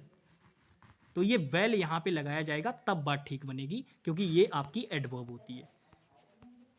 ठीक है, गुड की तो आप जानते हो ना, गुड पॉजिटिव डिग्री होती है। बेटर आपकी क्या होती है? बेटर आपकी कंपैरेटिव डिग्री होती है। और बेस्ट आपकी सुपरलेटिव डिग्री होती है। ये सारी चीजें जानते हो ना बढ़िया तरीके से। तो यहाँ पे ये एडवर्ब है। फिलहाल हमारा क्वेश्चन का राइट आंसर क्या हो जाएगा? बी वाला ऑप्शन। बी वाला ऑप्शन हमारे क्वेश्चन का क्या हो जाएगा? राइट आंसर हो जाएगा। समझ में आई बात भैया? नेक्स्ट आ जाएंगे क्वेश्चन नंबर 17 पर। यह भी बढ़िया क्वेश्चन है। क्वेश्चन पढ़ो। कह रहा है I see him often at the bus stand every day. भाई अक्सर मैं उसे देखता हूं बस स्टैंड पर प्रतिदिन, अक्सर देखता हूं। तो यहां पे अगर आप देखोगे तो एडवर्ब ऑफ फ्रीक्वेंसी दे रखी है, और इस क्वेश्चन में वैसे कोई गड़बड़ नहीं है, बस पोजीशन ऑफ एडवर्ब का एरर है। अब आपको यहां पे एक पॉइंट याद रखना है, जितने भी आपके एडवर्ब ऑफ फ्रीक्वेंसी होते हैं, जितने भी आपके एडवर्ब ऑफ फ्रीक्वेंसी होते हैं, वो सारे के सारे बिफोर मेन वर्ब यूज किए जाते हैं। ये पॉइंट आपको याद रखना होगा, बिफोर मेन वर्ब उनको यूज किया जाता है, ये बात आपको याद रखनी है, पॉइंट इंपॉर्टेंट है। तो फिलहाल आप यहाँ पे देखो, ये ऑफन जो है ना, ये एडवर्ब ही है, इसको कभी भी ऑफनली मत करना। इस एडवर्ब को कभी भी आप ऑफनली मत करना, ये चीज गलत हो जाएगी। वो ऑफन अपने आप में ही एडवर्ब है, लेकिन ना यहाँ पे इसकी पोजीशन गलत कर दी। मेन वर्ब आपकी ये है और इसको बाद में लगा दिया मेन वर्ब के। बट मैंने क्या बताया? एडवर्ब ऑफ फ्रीक्वेंसी जो होती है उनको मेन वर्ब के पहले लगाया जाता है। तो आप ऑफन को यहां से उठा के सी के पहले लगा दो, काम ठीक हो जाएगा। तो कहां करेंगे? गड़बड़ कहां है भैया? ये ऑफन यहां नहीं आएगा, यहां से उठा के इसको यहां रख दो। ठीक है, यहां रख दो, यानी सी से जस्ट पहले। ठीक है भाई, इसको सी से जस्ट पहले रख दो, आपका काम ठीक हो जाएगा। देखो यहां पे, यहां रख दो इसको, ऑफन को, तब ठीक बनेगा मामला। ठीक है, तो ए वाले पार्ट में आपका क्या हो जाएगा? आंसर हो जाएगा। और बाकी अगर एक बात एज अ टीचर मैं आपसे बोल रहा हूं, अगर आप इसको कंसीडर करेंगे तो आपको बेनिफिट जरूर देखने को मिलेगा। ऐसा मैंने लिखा हुआ तो नहीं देखा है कहीं भी, लेकिन मैं आपको जस्ट बता रहा हूं ताकि आपके क्वेश्चन को करने में आपको आसानी हो।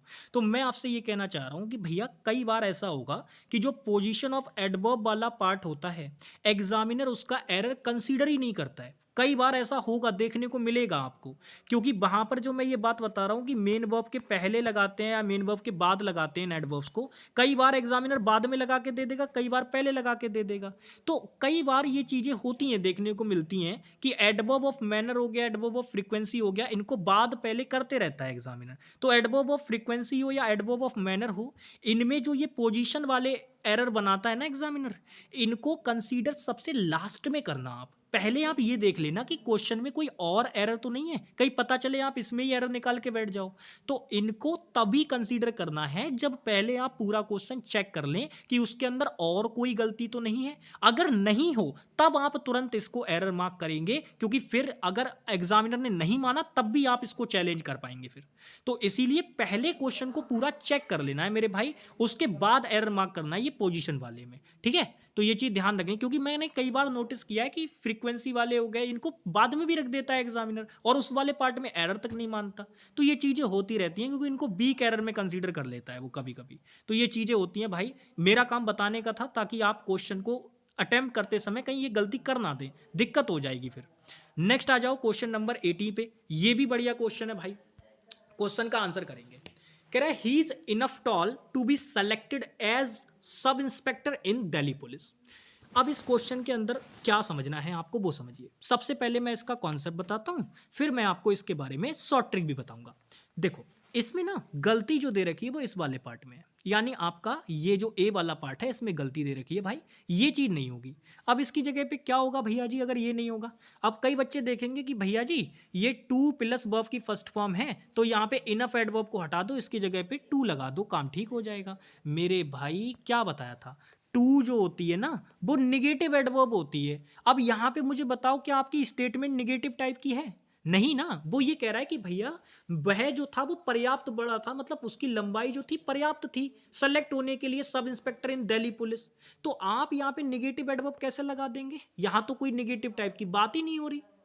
तो टू लगाने की जो बच्चे सोच रहे होंगे ये इन्फिनेटिव देख के तो वो गलत हो जाएंगे भाई, समझ लिया करो। ये टू मैंने इसीलिए तो बताया था वहां पे आपको कि ये निगेटिव एडवर्ब होती है। इसका यूज करने का मतलब ये है कि आपने पूरी स्टेटमेंट को कैसा कर दिया, निगेटिव कर दिया। पर ये तो पॉजिटिव स्टेटमेंट है, तो यहाँ पे जो बच्चे टू लगाने की सोच रहे हैं वो गलत हो जाएंगे। ये बात नहीं होगी भैया, टू नहीं लगाना है इनफ को काट के। अगर आप ऐसा सोच भी रहे थे तो नंबर तो आपको मिल जाते, लेकिन इंप्रूवमेंट में बात गलत हो जाएगी। तो सर क्या कॉन्सेप्ट है इसका, मैं समझाता हूं। आपका एरर ए पार्ट में है, लेकिन इसका लॉजिक समझिए। आपका जो ये वर्ड है ना इनफ, इससे जुड़ी एक बात है वो आपको समझनी है। ये जो इनफ है इससे रिलेटेड एक बात आपको समझनी है। वो बात ये है कि इनफ वर्ड जो होता है ये आपका एडजेक्टिव भी होता है, एडवर्ब भी होता है, और ये आपका एडजेक्टिव भी होता है। यानी दोनों ही तरीके से ये आपका काम कर सकता है। अब यहां पर आपको इसकी पार्ट्स ऑफ स्पीच पता चल गई, आपको इसका मीनिंग भी पता है कि ये पर्याप्त का मीनिंग देता है। ठीक है, यानी जितनी चाहिए उतनी है, परफेक्ट है बिल्कुल एकदम। तो वो चीजें होती हैं। तो इसकी सबसे इंपॉर्टेंट बात यह है कि ये आपका एडजेक्टिव का भी काम करता है, एडवर्ब का भी काम करता है, मतलब इनफ वर्ड दोनों तरीके से यूज हो जाएगा। देखिए अब यहां पे हम बात करते हैं कि शॉर्ट ट्रिक क्या है, हमें कैसे पता चलेगा कि कब इनफ एडवर्ब का काम कर रहा है, कब एडजेक्टिव का काम कर रहा है। तो याद रखना, जब ये एडवर्ब का काम करेगा ना तो इसके बाद वाला जो वर्ड होगा वो डेफिनेटली कोई ना कोई एडजेक्टिव होगा, तभी ये आएगा। मतलब एडजेक्टिव दे रखा होगा तभी तो इसको मॉडिफाई करने के लिए हमें एडवर्ब की जरूरत पड़ेगी।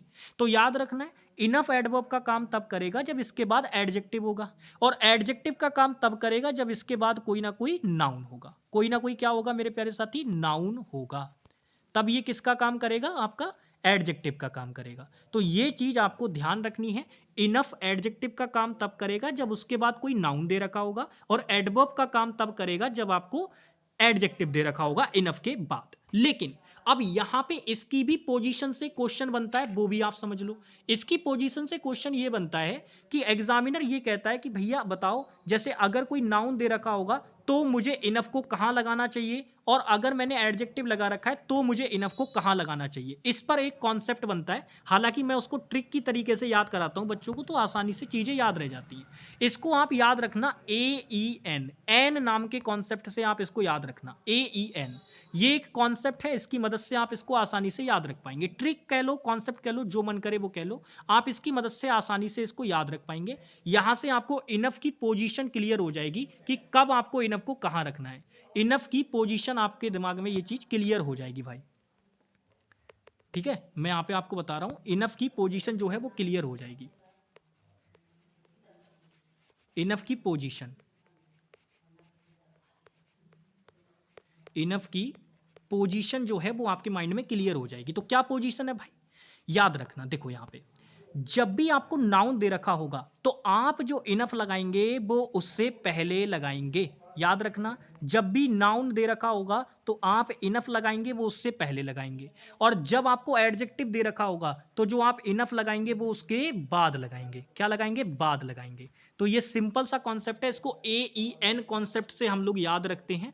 ये मैंने भी सीखा था, बस जब मैंने सीखा मुझे आसानी से आ गया तो मैंने आपको भी बता दिया, आप भी आसानी से सीख जाओगे।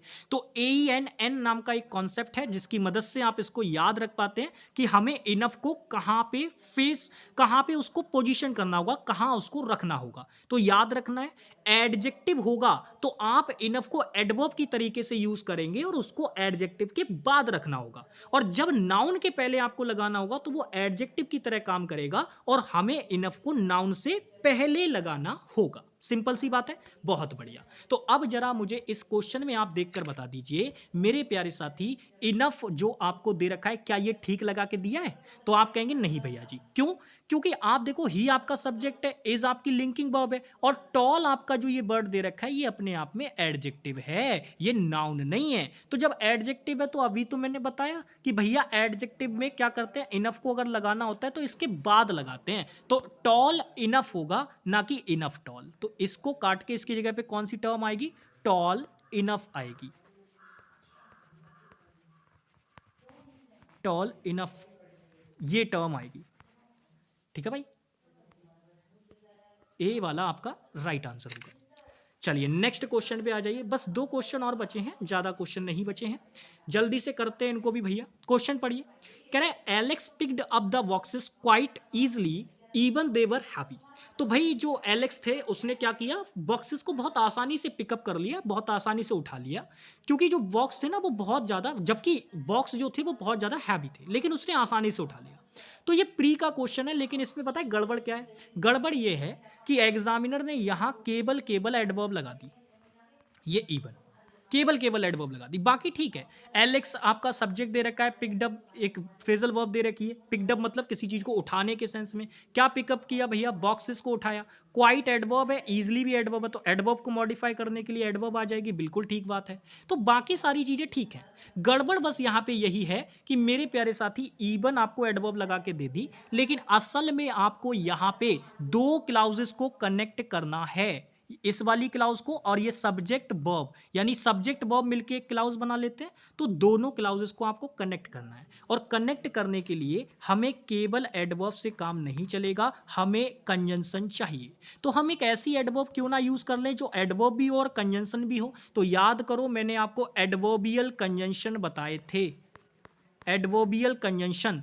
तो यहां पे आपको उन्हीं की जरूरत है, और एडवर्बियल कंजंक्शन कौन से होते हैं? Even though. अगर मैं ये कर दूं तो ये अपने आप में एडवर्बियल कंजंक्शन हो जाएगा। तो हालांकि वे हैवी थे, लेकिन एलेक्स ने उनको आसानी से उठा लिया। तो इवन की जगह पे इवन दो हम लगाएंगे, तब हमारा काम ठीक बनेगा, क्योंकि ये एक एडवर्बियल कंजंक्शन है, मतलब एडवर्ब भी है और कंजंक्शन भी है। तो यही तो हमें चाहिए था, यानी बी वाला पार्ट हमारा क्या हो जाएगा? Right answer. अच्छा, अब यहाँ पे एक पॉइंट छोटा सा मेरे दिमाग में आ रहा है, मैं चाह रहा हूँ कि वो भी मैं क्लियर ही कर दूं।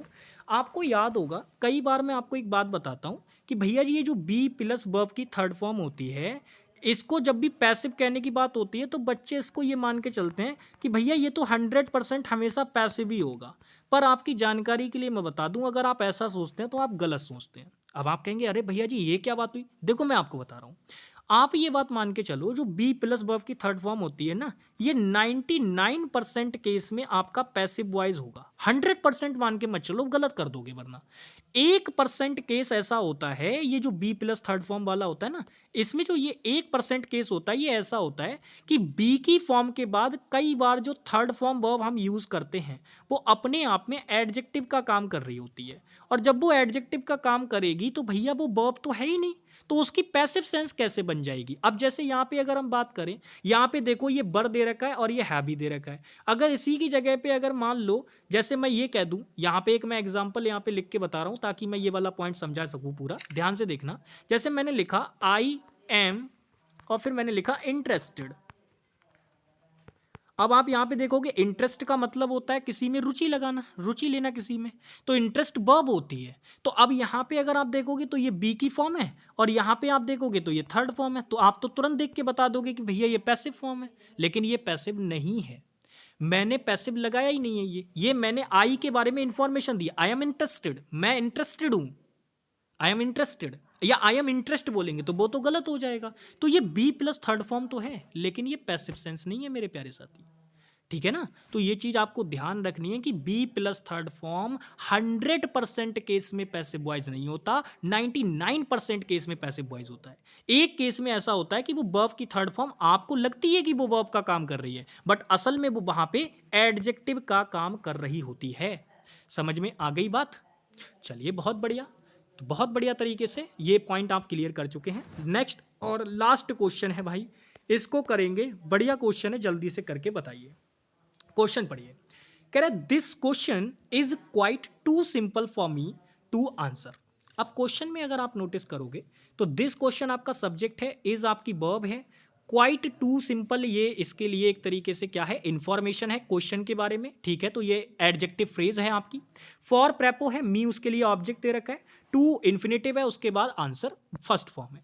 तो यानी कि टू एडवर्ब निगेटिव एडवर्ब है, और मैंने आपको बताया था कि अगर ये आएगी तो इसके साथ में आपको टू प्लस वर्ब की फर्स्ट फॉर्म यानी इन्फिनेटिव चाहिए होगा, लगा रखा है, यानी यहां तो गलती नहीं है। अच्छा फिर गलती कहाँ है? गलती ये है कि एग्जामिनर ने ये जो क्वाइट एडवर्ब लगाई है, भाई क्वाइट टू के साथ में नहीं चलेगा। क्यों नहीं चलेगा? क्योंकि क्वाइट भी अधिकता को दिखाता है, टू भी जरूरत से ज्यादा को दिखाता है, यानी इतना जितना नहीं होना चाहिए।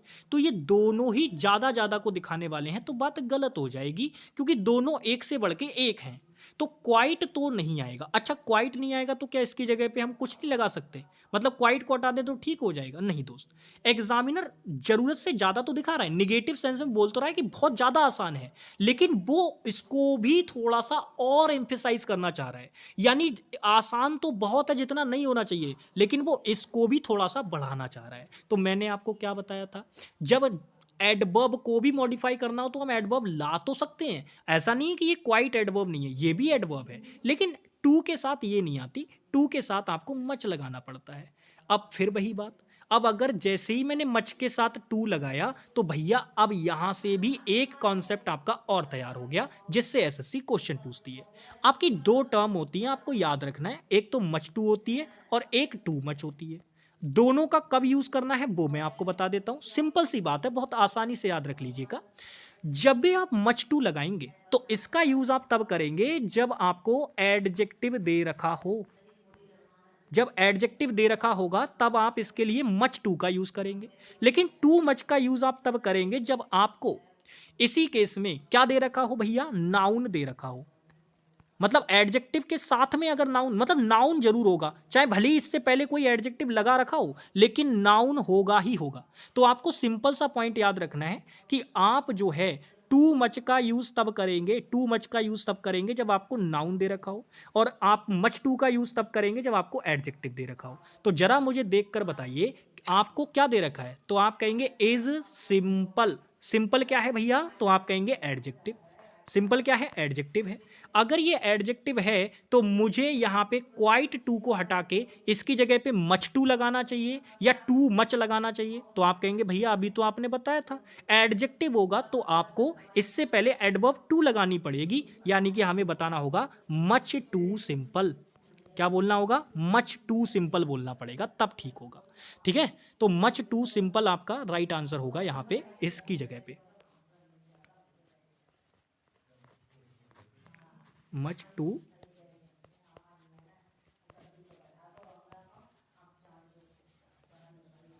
ये होगा आपका राइट आंसर। ठीक है भाई, किस वाले पार्ट में गड़बड़ है? ए वाले पार्ट में, ए वाले पार्ट में गड़बड़ है। बहुत बढ़िया।